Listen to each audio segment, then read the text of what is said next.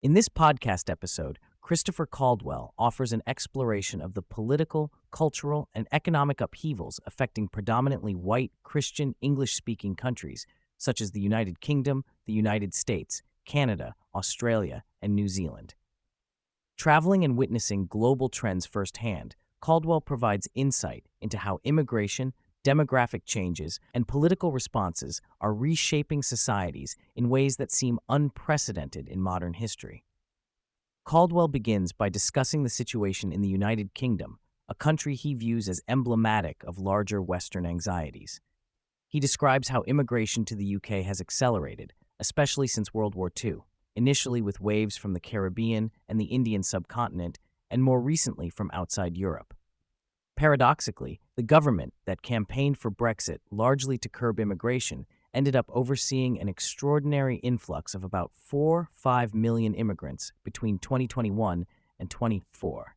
This rapid and foreign-heavy migration, making up roughly 7% of the country's population in just 3 years, has profoundly destabilized British politics, contributing to polarization and fracture, especially on the right. According to Caldwell, traditional notions of English identity, long rooted in a relatively homogeneous white Christian majority, are being tested. The population's demographic makeup is rapidly changing, with immigrant communities becoming a larger share of the population, especially in urban centers such as London, where he claims up to 70% of residents are non-British or non-English. This shift, he argues, signals a profound rupture from historical continuity that the UK had sustained for a millennium. He frames this demographic transformation as a type of invasion by invitation, where the leaders of the countries experiencing it have actively encouraged or permitted immigration for reasons ranging from economic pragmatism to moral or ideological commitments. Unlike historical migrations driven by conquest or displacement, this contemporary movement is facilitated by technology, transportation, and communications, making it unprecedented in scale and nature. Caldwell draws comparisons with earlier great migrations, such as the Indo-European movements of antiquity, while emphasizing how modern migration disrupts cultural identity in a uniquely rapid and technologically enabled manner. He suggests that the current situation represents not just population replacement, but a fundamental transformation of national identities and languages. Examining the political fallout, Caldwell highlights how immigration has become the fault line in English politics. Right-wing factions, notably figures in the Conservative Party and the reformist UK Reform Party, advocate for dramatic measures including deportation, withdrawal from the European Convention on Human Rights, and exit from international refugee agreements, moves that they acknowledge would have been unthinkable only a few years ago. These debates expose deep fractures within the political right in England and underscores the public's growing demands for sovereignty and immigration control. At the same time, mainstream political actors, including the recently elected Labour government, often dismiss anti-immigration uprisings or riots as misinformation-driven, further alienating portions of the electorate. Turning to Germany, Caldwell paints a parallel yet distinct picture. Germany's approach to immigration and free speech is shaped by post-World War II historical consciousness and legal constraints aimed at preventing a return of fascism, leading to limits on extremist parties such as the Alternative for Germany, AfD. Although AfD is framed by authorities as a dangerous right-wing movement, Caldwell explains that it originated as an academic economic criticism of the EU's financial policies and only later became an anti-immigration party in response to the Syrian refugee crisis. Its significant electoral growth evidences widespread German discontent with immigration, despite official suppression and social taboos against overtly discussing national identity. Economically, Caldwell challenges prevailing narratives that immigration unilaterally benefits the host economy. He argues that while immigration might add units of labor that ostensibly raise GDP, this analysis neglects the demographic realities of immigrant populations, eventually aging, forming families, and requiring social benefits, costs that may outweigh short-term economic gains.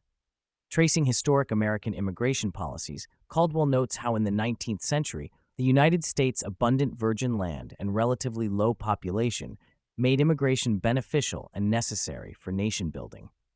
By contrast, current Western countries confront mass immigration without analogous frontier opportunities, contributing to social tension and perceived displacement. He further discusses the transfer effects of immigration, whereby immigration tends to depress wages for lower-skilled native workers by increasing the labor supply, while benefiting wealthier individuals who effectively pay less for services like gardening or domestic work. In this sense, high immigration operates as a wealth transfer from the working and middle classes to the rich, exacerbating inequality, a reality that fuels political resentment. Caldwell highlights how immigration transforms economies and societies from predominantly middle class to more stratified, where the middle class is no longer a majority. Culinary and cultural amenities, for example, proliferate as a side effect of cheap immigrant labor, while tightening borders shifts wages upward but also reduces variety and affordability in daily life. Delving into the cultural psyche of Western Europe and the United States since World War II, Caldwell addresses a perplexing loss of self-confidence among white Christian populations in countries like Britain and Germany. Despite military victory, imperial power, and historical achievements, these societies have embraced immigration and multicultural policies that undermine traditional nationhood. He speculates various causes for this paradoxical self-doubt, including moral reckoning following the brutality of two world wars, technological advances rendering other parts of the world accessible, and a desire to avoid ethno-national hostilities. Yet, this openness has led to identity crises and political instability, fostering both radical right movements and left-wing coalition-building efforts, often expressed through the language of social justice and intersectionality. Caldwell emphasizes that many of today's social justice mechanisms, such as affirmative action and political correctness, originated as tools for racial equality, but have expanded into broader instruments of social and cultural control. These measures, while curbed under recent administrations like Trump's, have deeply shaped American public discourse and behavior, often inducing a climate of caution and self-censorship. Looking ahead, Caldwell warns of continued political volatility as societies grapple with these demographic, cultural, and economic transformations. He notes the polarization between parties representing the beneficiaries of civil rights-era policies, largely aligned with the Democratic coalition, and those who feel victimized or constrained by them, gravitating toward the Republican Party or populist right. He acknowledges the difficulty of reversing demographic trends, suggesting that politically meaningful immigration reductions may take decades to manifest. Societies remain bifurcated between globalized urban nodes, benefiting from diverse labor, and static regions left behind by globalization, fueling resentments and electoral surprises. The interlocutor and Caldwell discuss whether recent political figures like Trump represent lasting shifts or episodic disruptions. Caldwell sees Trump as an extraordinary actor who exposed deep governmental inertia and who, despite failures, enacted significant shifts including judicial appointments and rollback of affirmative action enforcement. Still, the long-term restructuring of U.S. society along new cultural and economic lines is an ongoing, unsettled process. Caldwell contrasts Western experiences with East Asian models, particularly Japan, which maintains tight immigration controls and prioritizes cultural continuity even amid economic challenges. Japan's approach, avoiding mass immigration in favor of internal labor mobility, preserves a homogeneous society with a high standard of living and cultural cohesion, offering an alternative to Western multicultural experiments.